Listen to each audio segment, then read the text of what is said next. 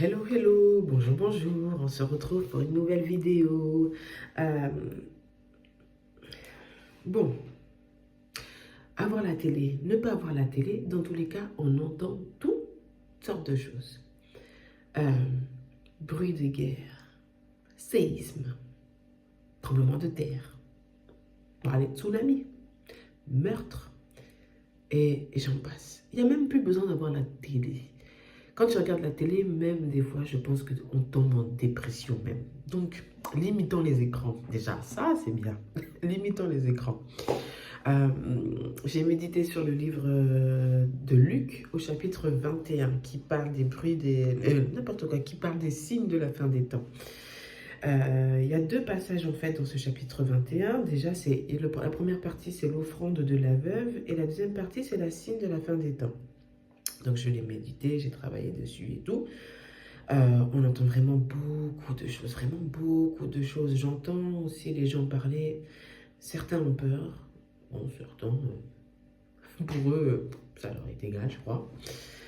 Et j'ai médité verset par verset. Et le verset 1 à 4, en fait, parle justement de l'histoire de la veuve. Je vais faire un résumé. C'est en fait, Jésus était en face d'un, comment on appelle ça là, un tronc. Vous voyez, et il regardait les gens en fait mettre leur offrande. Et il y avait des personnes qui étaient aisées, qui mettaient en fait leur superflu en fait comme offrande. Et ensuite, il y avait une pauvre veuve qui a mis franchement le peu qui lui restait et qui a mis cette offrande-là. Et Jésus a agréé l'offrande de la veuve parce qu'elle, elle a mis vraiment de son nécessaire, alors que les autres, ils ont mis leur argent de poche, superflu, tout ce que tu veux. Ça, et ce que j'ai compris, je regarde mes notes en même temps parce que j'ai pris beaucoup de notes. C'était vraiment très intéressant. Euh, j'ai mis que c'était très fort parce que en fait, Dieu ne regarde vraiment pas du tout au montant de l'offrande. Je vais être très cru, mais Dieu n'en a rien à faire du montant. Lui, c'est ce qui compte, c'est l'intention en fait. C'est qu'est-ce que ça te coûte de mettre ça en fait? Est-ce que tu mets ça vraiment par amour pour Dieu? Est-ce que c'est sacrificiel quelque part aussi? Est-ce que c'est vraiment de bonne intention ou c'est bien juste, ben, c'est pour donner, pour montrer que tu as les sous? Parce que souvent dans les églises, on voit ça aussi, hein. Il y a des gens, ils mettent vraiment, ils ont préparé, mais vraiment c'est parce que c'est pour le Seigneur, pour plaire au Seigneur, pour être agréable au Seigneur. Et il y en a, c'est juste pour montrer, vas-y, j'ai le bif, vas-y, je mets pas. Tu vois? Et Dieu, c'est ça qu'il regarde en fait. Et l'histoire de la veuve, c'est ça. Et ça ne concerne pas seulement l'argent. Ça concerne aussi tous les domaines de notre vie. Est-ce que nous sommes une offrande? Notre personne est une offrande envers Dieu. Qu'est-ce que j'ai mis d'autre d'ailleurs?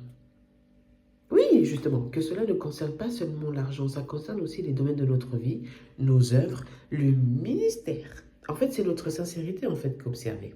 Voilà, tout simplement. Et ouais, non, Dieu là, il est vraiment trop fort, tu vois.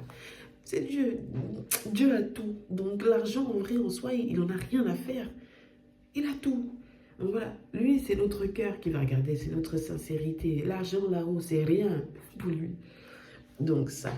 Donc ça, c'est du verset 1 à 4. Ensuite, le verset 8 dit, Jésus répondit, prenez garde. Là, on va commencer à partir des versets qui partent de la signe, de la signe.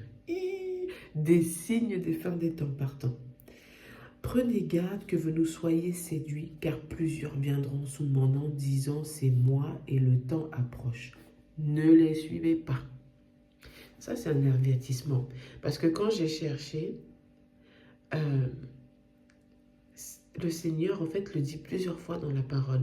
Prenez garde que vous ne soyez séduits. Il le dit également dans Matthieu 24, verset 5. Il est cité deux fois dans le discours, en fait, de la montagne des Oliviers. Prenez garde à ce que vous ne soyez séduits. Ça veut dire que s'il le dit deux fois, ça veut dire qu'il faut vraiment le prendre au sérieux. La séduction peut venir de n'importe quelle manière, n'importe quand, n'importe quel moment, et peut venir de manière subtile. Donc, il faut vraiment qu'on fasse très attention. Vraiment demander au Seigneur le discernement en toutes choses. Ça peut venir de n'importe quelle manière. Et malheureusement aussi, ça peut venir des serviteurs de Dieu. Voilà. On voit un serviteur de Dieu, on le voit prêcher, tout.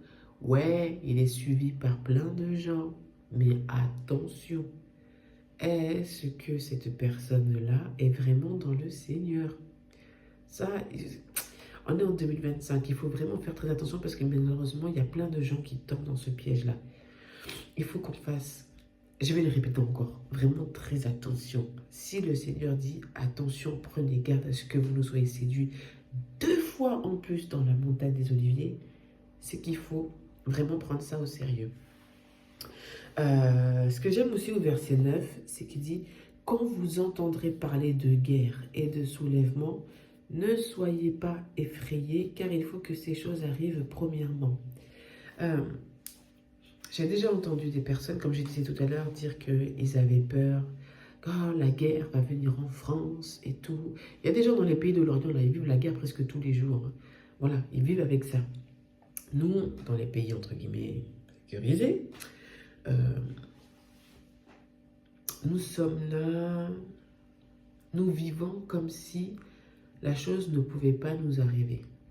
Tu vois, c'est comme le Covid. Au départ, c'est dans les pays asiatiques, là, en Chine et tout. On se dit, oh, c'est là-bas.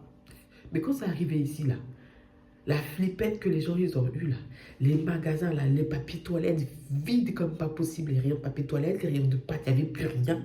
Comme si on arrivait à la 3e guerre mondiale. Là, ils ont commencé à prendre la flippette. Voilà. Je prends l'exemple du Covid. Maintenant, là, la guerre, là, les gens vivent la guerre au Moyen-Orient et tout. Nous, on est là, on vit tranquille et tout. Sous le soleil, enfin, sous le soleil, vous voyez. Quand on entend les bruits des guerres, le président a décidé de nous en faire entrer en guerre et tout, les gens commencent à avoir peur et tout. Mais la Bible est très claire, c'est écrit mot pour mot. Ne soyez pas effrayés. Je répète, ne soyez pas effrayés, car il faut que ces choses arrivent premièrement. Je vais parler, pour moi personnellement, de toute façon, qu'il y ait la guerre. Que je sois effrayé ou pas effrayé, la guerre sera là en fait. Donc, bon, là je parle aussi, c'est vrai, je n'ai pas vécu la guerre, je ne sais pas ce que ça fait de se retrouver devant une bombe, devant un mortier, devant une personne qui tient un flingue devant toi, je ne sais pas ce que ça fait. Maintenant, si on me pose la question, si j'ai peur qu'il y ait la guerre en France, non. Pourquoi? Parce que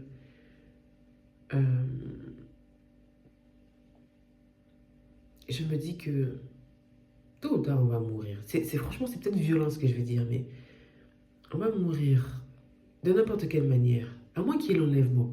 Oh, ça serait bien. Donc, au final, c'est limite. Je fais du violent dans mes mots, mais c'est ma pensée. Mais ça me donnera l'occasion de rencontrer le Seigneur aussi rapidement, quoi. Parce que je suis dans ce monde, mais je ne suis pas de ce monde en fait. Et on m'a posé la question, mais oui, mais il faut penser aux enfants et tout. Mais mes enfants, là, ils seront avec le Seigneur en fait.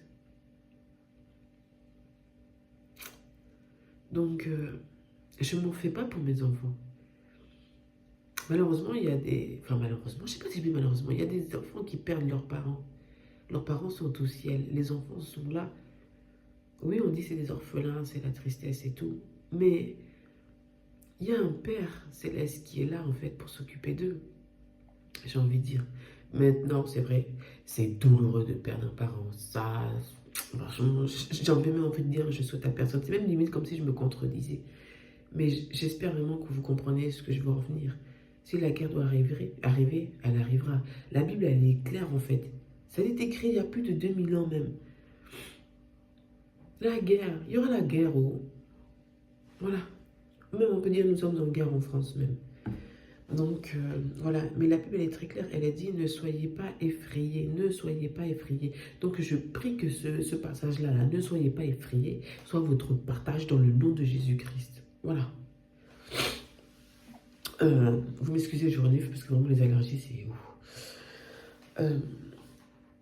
Le verset 10, 11. Alors il leur dit, une nation s'élèvera contre une nation et un royaume contre un royaume. Il y aura de grands tremblements de terre en divers lieux, des pestes et des famines. Il y aura des phénomènes terribles et des grands signes dans le ciel. En fait, toutes ces choses, ben, on les observe. Hein.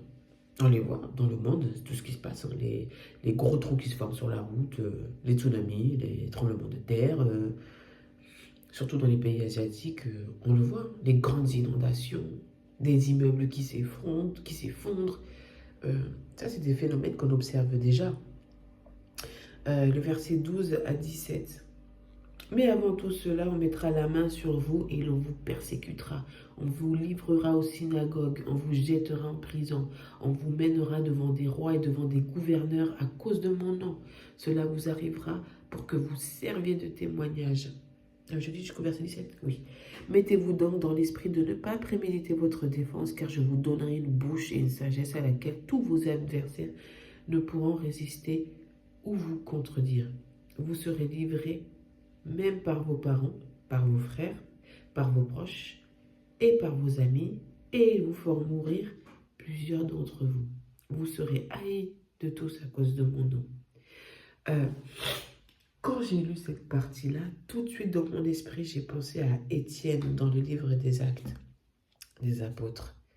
Et le gars là, il était vraiment rempli du Saint-Esprit, il était zélé. Des gens jaloux comme quoi sont partis l'accuser. Il a été amené du coup au tribunal. Quand il était au tribunal, la Bible dit qu'on avait l'impression que c'était un ange tellement son visage luminait. Il a parlé, j'allais dire qu'il a parlé bien français. Il a parlé, il connaissait la parole par cœur et tout. Et il leur a dit la vérité. Et la fin d'Étienne, c'est qu'il a été lapidé. Mais lorsque même il a été lapidé, il a dit, je vois le Seigneur à la droite du Père. Tout de suite, ça m'a fait penser à cette histoire-là. Et aussi, dans les pays moins sécurisés, les pays où il y a beaucoup de persécutions, les pays majoritairement musulmans, si je peux dire ça aussi, vivent ce genre de choses-là. Nombre de témoignages qu'on entend des personnes qui sont persécutées comme never. Et je dis musulmans, mais pas que musulmans, bouddhistes ou autres aussi, hindous aussi. Il y a une chaîne YouTube, La Porte Ouverte, qui est spécialisée, si je peux dire ça comme ça, qui font des vidéos, qui prennent des reportages des personnes qui vivent dans ces mondes-là et qui sont persécutées. Franchement, des fois, tu as des histoires, c'est wow. Enfin, je vous invite à aller regarder cette chaîne-là. Et en fait, le verset 12 à 17, c'est ça, en fait. Donc, nous sommes dedans. Nous sommes dedans. Malgré cela, malgré ce tableau noir, persécution, violence, séduction, séisme, tremblement de terre, ce que j'aime, c'est que le Seigneur apporte la lumière en fait dans ce passage-là.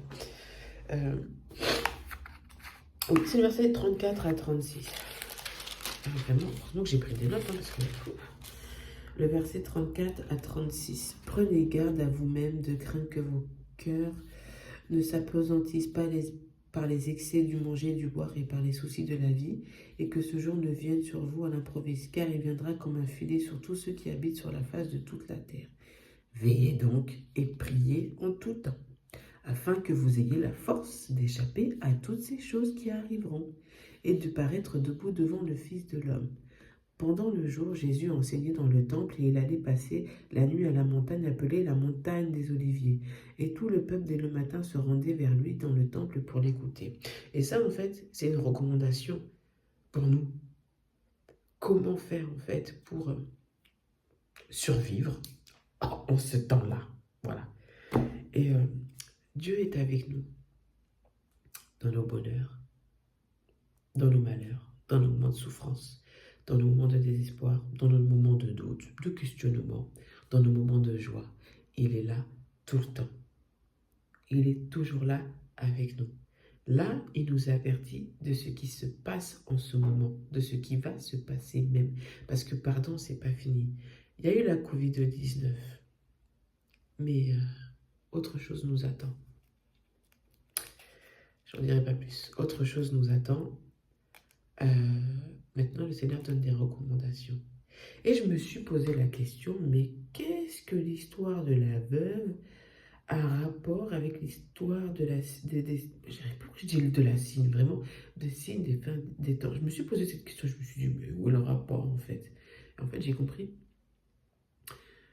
L'histoire de la veuve, comme je disais tout à l'heure, c'est être une offrande pour le Seigneur, donner son cœur au Seigneur, vraiment être un sacrifice de bonne odeur, j'ai même envie de dire, comme l'Ancien Testament le dit, vraiment que notre vie doit être, en fait, Christ doit être la base de notre vie, tu vois, être vraiment en relation, tu vois, et quand on dit être en relation, c'est se donner à Jésus, tu vois, c'est se donner au Seigneur, parler avec lui, être en communion avec lui, et ensuite, lui, en retour, il est là pour nous, il nous conseille, il nous protège, il nous sauve, il nous nourrit, il pourvoit.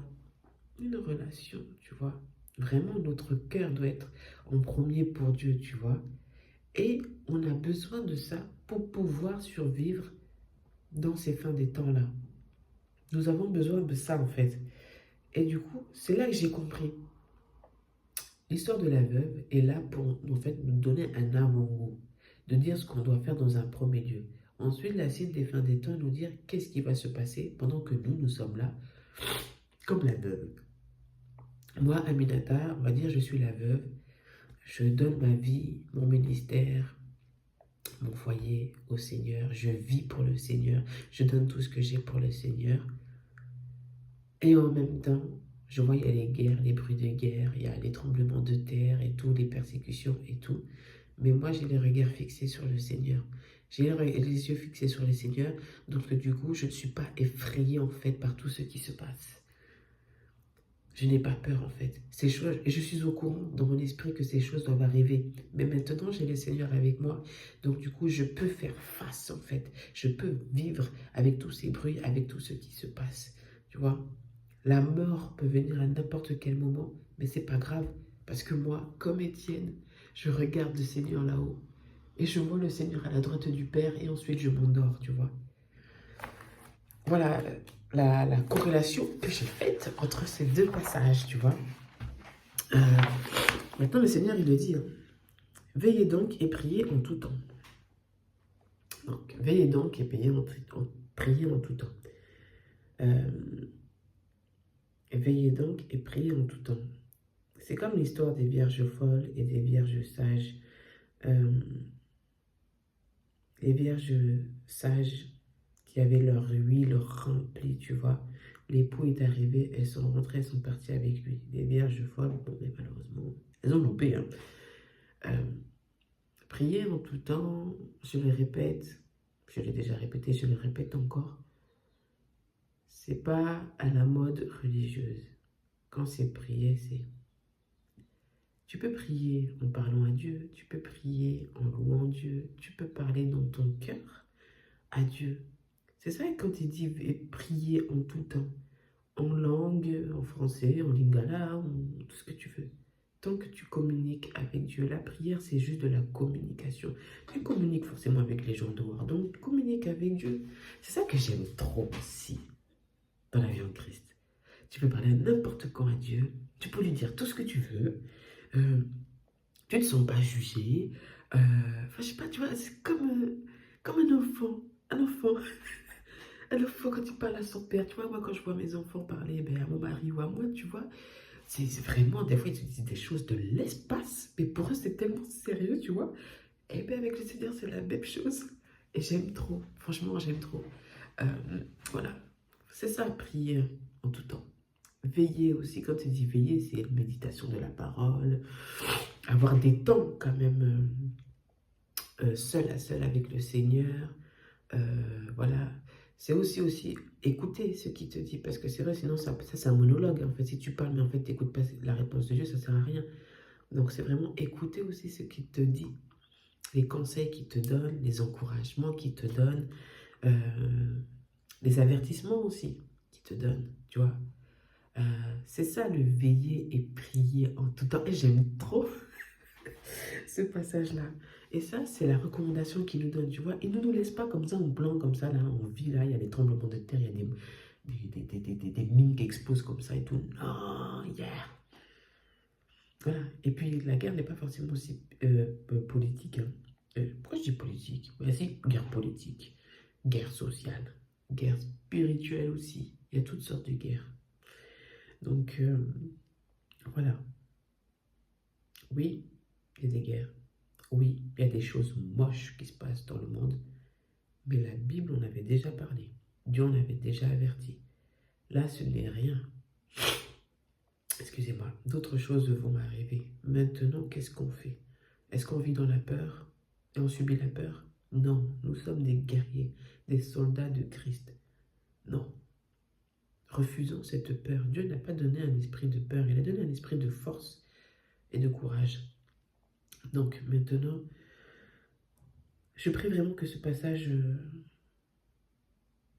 que surtout la partie ne soyez pas effrayés, soit le partage de votre vie, que je prie que votre communion avec le Seigneur soit renforcée. Toi qui ne connais pas encore le Seigneur Jésus, je prie pour qu'il te donne sa révélation, qui se manifeste à toi, que tu lui ouvres ton cœur, que tu lui donnes ton cœur. Car je t'ai dit, hein, vraiment franchement, le jour où tu vas donner ta vie au Seigneur, hey, non, tu seras un vrai guerrier, une vraie guerrière. Non, non, franchement, j'ai hâte que ton jour arrive. Voilà ce que je voulais dire dans cette vidéo. En tout cas, oui, bruit de guerre, tremblement séisme, il y aura. Je répète encore, il y a eu Covid-19, mais il y aura aussi autre chose. Donc maintenant, à toi de faire ton camp. Est-ce que tu choisis de vivre dans la peur ou non? Le Seigneur donne tout dans ce passage-là. Comment faire? Qu'est-ce qu'il faut faire? Luc, chapitre 21. Voilà. Soyez abondamment bénis. À plus tard dans une prochaine vidéo.